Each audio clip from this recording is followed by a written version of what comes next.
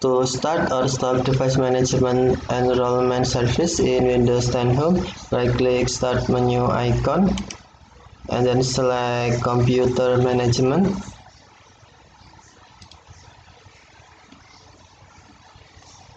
Next, click or tap Services and Applications drop-down menu. Select Services and then scroll down screen.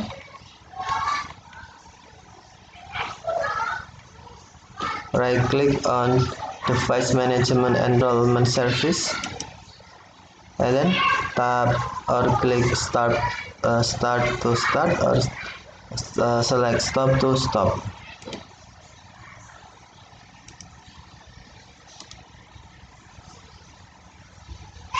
Performs device enrollment activities for device management. Okay, thank you for watching. Have a nice day.